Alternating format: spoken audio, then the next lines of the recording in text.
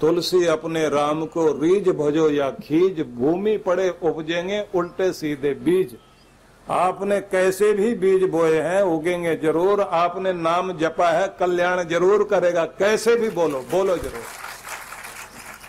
तो चलते फिरते उठते बैठते सोते जागते आपके मुख से अपने प्रभु का नाम निकलना चाहिए। लेकिन एक बात का ध्यान रखें, जहां भी जाएं जहां भी उठें बैठें अपने प्रभु की लीला को देखें। प्रभु की लीला देखने का मतलब है कि याद करो इतनी सारी दुनिया, इतने सारे लोग, इतने तरह के चेहरे, इनको बनाने वाला परमात्मा कितना अद्भुत है, उसे इतने चेहरे याद कैसे रहते हैं। और उसके एल्बम में इतनी विविधता, इतनी तरह के चेहरे उसके एल्बम में है, रिपीट करता ही नहीं उनको।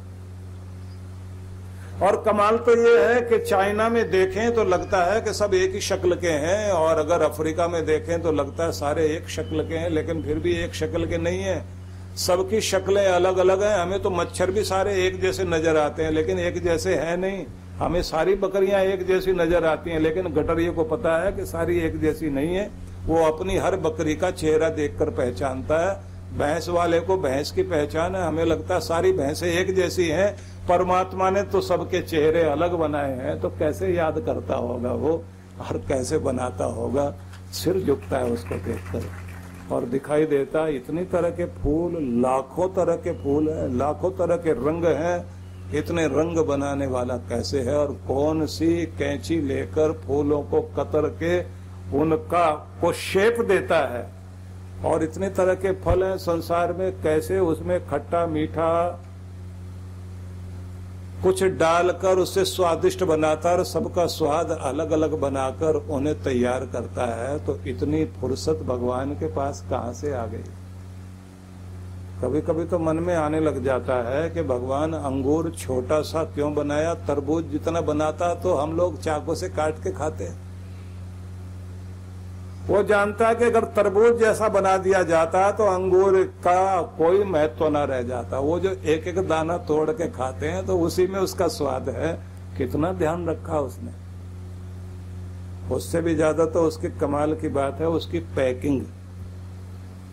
बड़ी कंपनी है ना, बड़ी कंपनियां पैकिंग पे बहुत ध्यान देते हैं। और भगवान की पैकिंग देखना, अनार के दानों को किस तरह से पैक किया हुआ है, ऐसे खांचे में सेट करके रखा है कि टूटकर रस गिरे नहीं। और कमाल तो यह है कि खांचे में लगाने के बाद ऊपर की तरफ से थोड़ा सा कभी कभी फाड़ देता है। ऐसा लगता है अनार हंस रहा और कह रहा खाएगा क्या। और ट्रांसपेरेंट बना रखा है, एक एक दाने में रस आर पार दिखाई दे रहा है। तो कौन सी पन्नी लगाता है वो। गवर्नमेंट तो प्लास्टिक पर बैन कर रही है ना, परमात्मा की प्लास्टिक तो देखो आप क्या पैकिंग करता है। और कभी कभी जब आप अपने मंदिर में भगवान का ध्यान करते हैं और मन ना लगे किसी दिन, उस दिन मानसिक रूप से तीर्थ यात्रा करके आइए। मतलब द्वारकाधीश के दर्शन करने के लिए सीधे सीधे द्वारिका पहुंच जाइए, मन से जाओ। वैसे ही महसूस करो कि समुद्र तट पर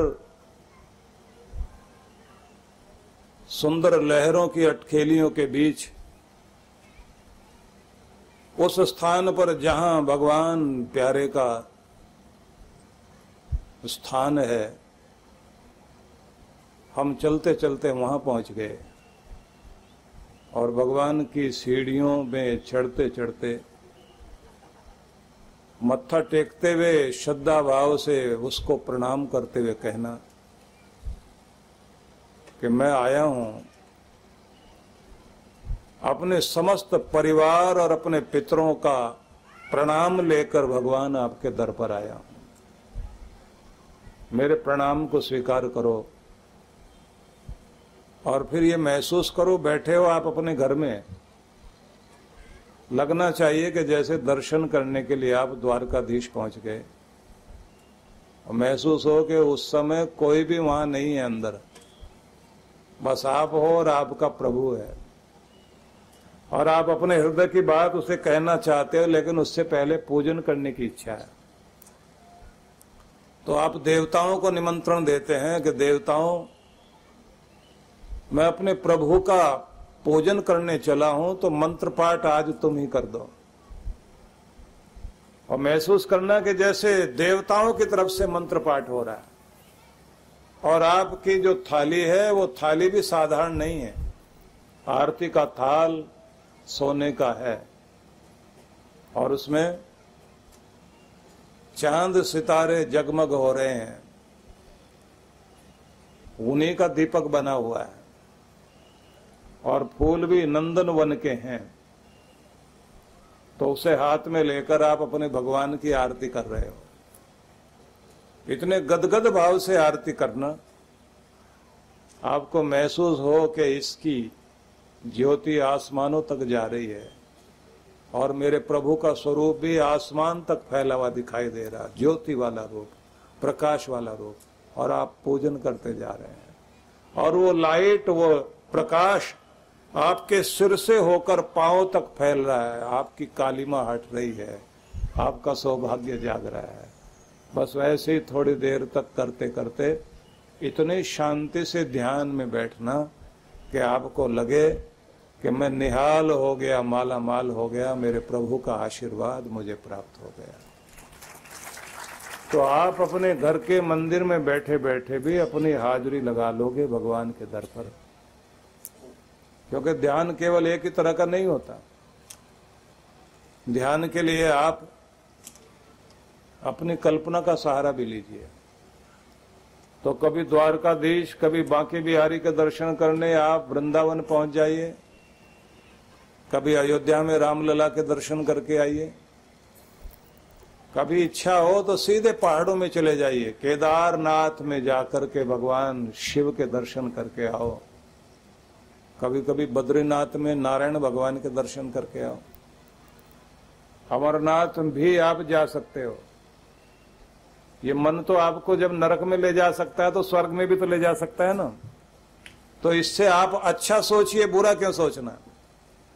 तो अपनी आंखों से भी परमात्मा के दर्शन करने हैं, अपनी कल्पना में भी भगवान के दर पर पहुंचना है। हम लोग इतने दर्द से, पीड़ाओं से भरे होते हैं कि उस समय भी हम अच्छा सोच नहीं पाते। वहां भी भगवान का नाम जपते जपते हमें बुरे आदमियों की शक्लें दिखाई देने लग जाती हैं, दुश्मनी याद आने लग जाती है, दूसरों के दिए हुए दर्द याद आने लग जाते हैं।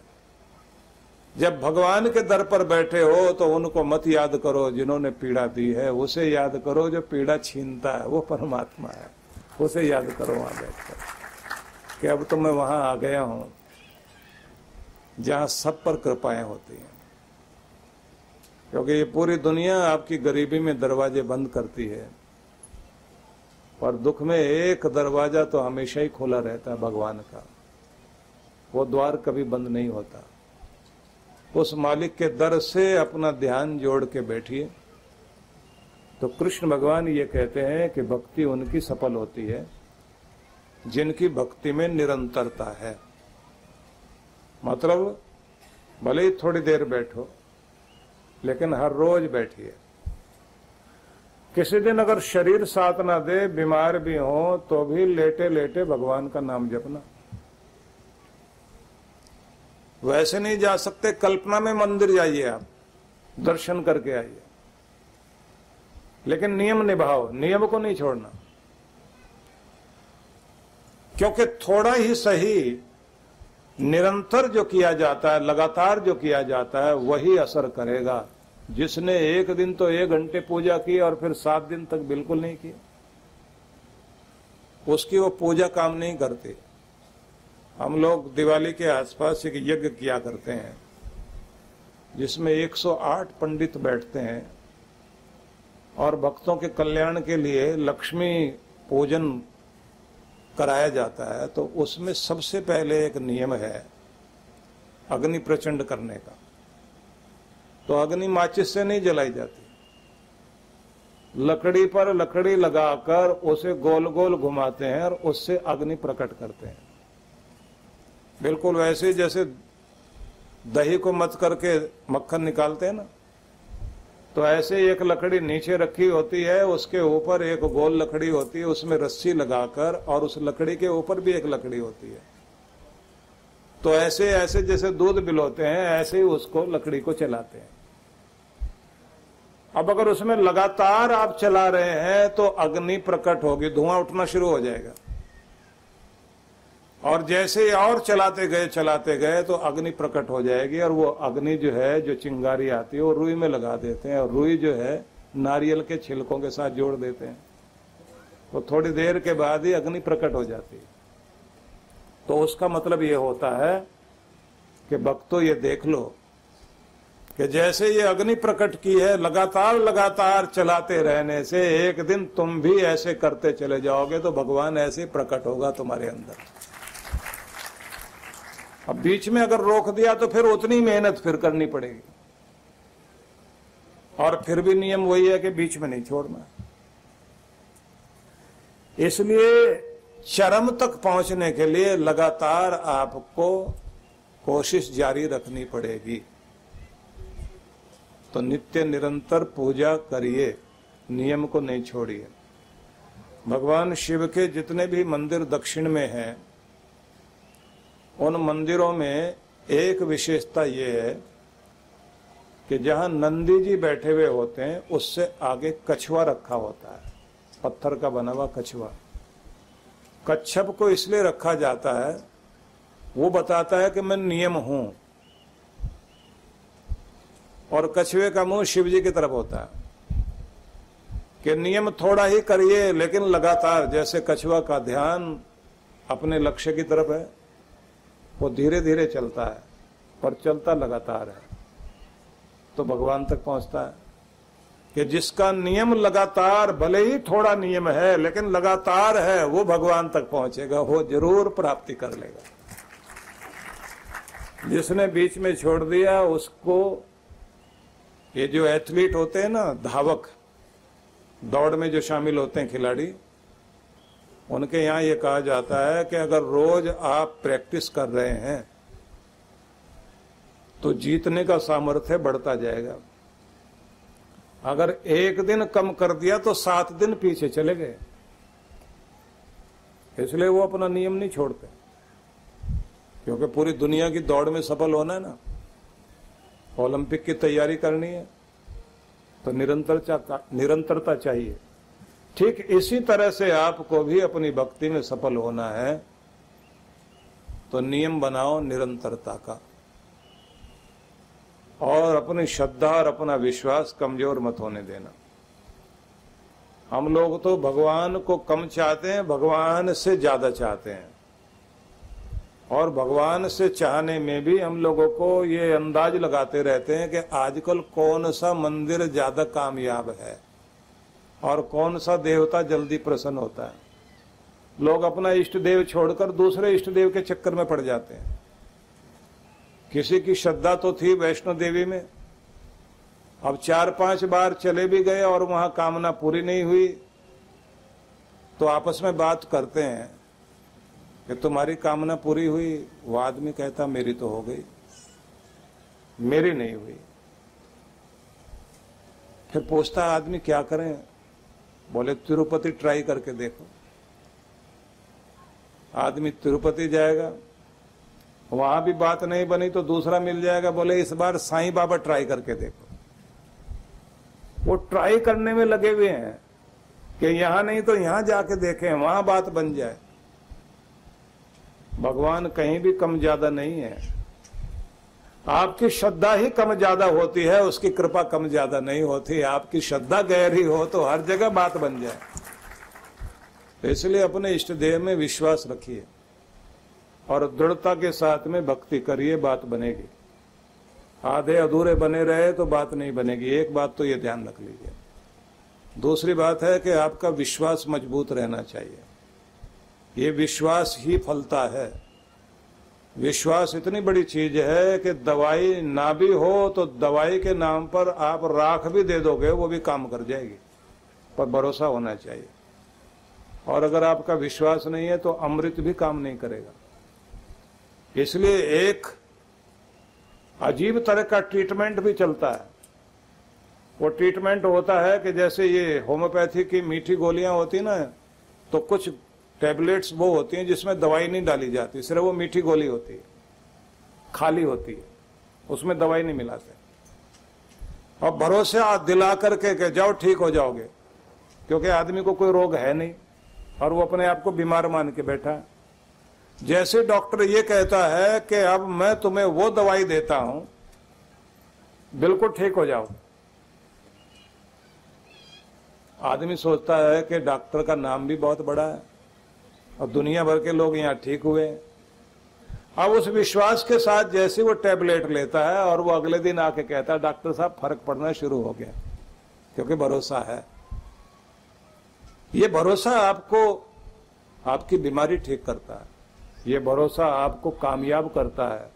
और जब भरोसा नहीं होता तो दुर्योधन कृष्ण भगवान के सामने खड़ा था और कृष्ण भगवान समझा रहे थे, उसको कोई फर्क नहीं पड़ा।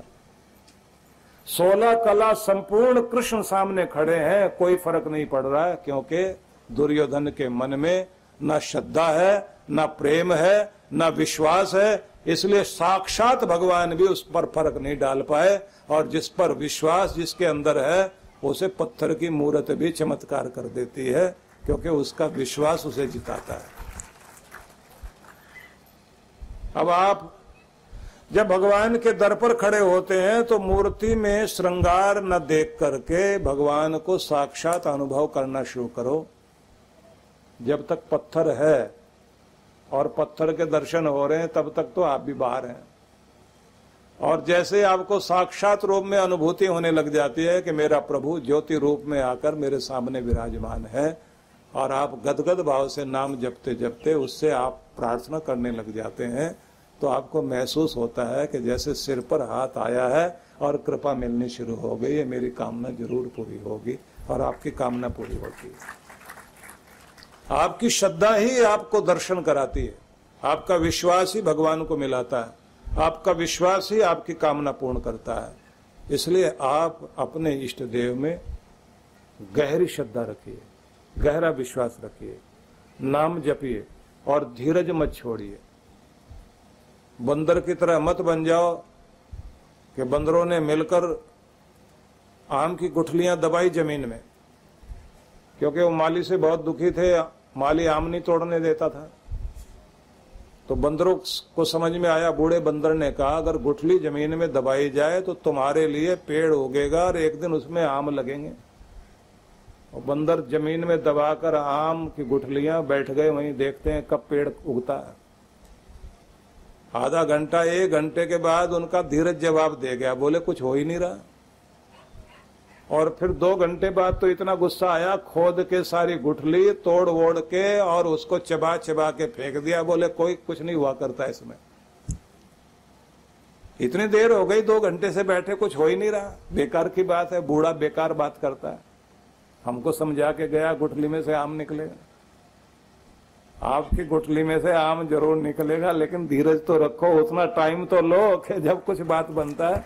मन को बंदर जैसा क्यों बनाते हो, अपना विश्वास कमजोर क्यों करते हो? वक्त आने दीजिए, वो ताप आने दीजिए जब अंकुर फूटता है, जब कृपाएं होती हैं।